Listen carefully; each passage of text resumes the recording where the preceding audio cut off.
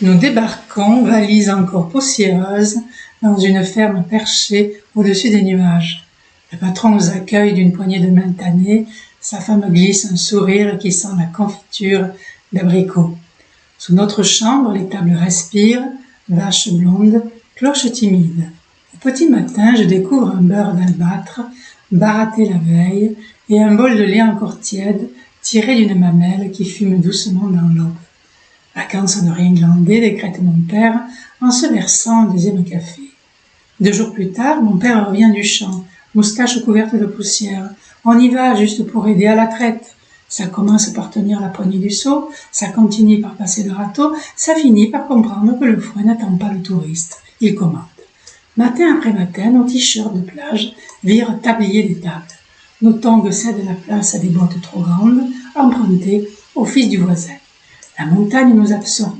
Bottes de paille, refuge de pierre, soirée à rafraîchir les joues dans l'eau glacée du lavoir. Un soir, le vieux Marius souffle court, convulse devant la bergerie. Ma mère hurle. La voiture, en 3 minutes, sac de paille éjecté, banquette rabattue, Marius allongé vers l'hôpital. 40 kilomètres de lacets, pneus à vif, silence tendu. Nous rentrons dans l'obscurité, la vallée ronfle et porte l'odeur du lait tourné.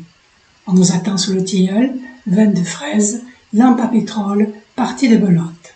Le beurre d'albâtre ce soir-là a goût de victoire minuscule.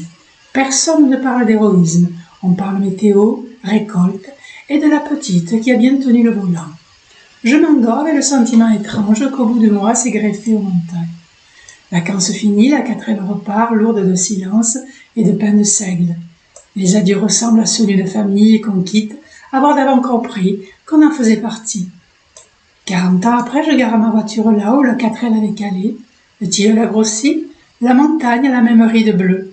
Un homme avance, lunettes épaisses, il hésite, il plisse les yeux. Dis donc, tu serais pas la gamine qui a conduit Marius à l'hosto? Je souris, l'accent me rentre dans la poitrine, comme un vieux couteau. Bienvenue. On partait en vacances, la montagne le prenait des résidents. 40 ans plus tard, j'ai compris, certains séjours vous adoptent à vie.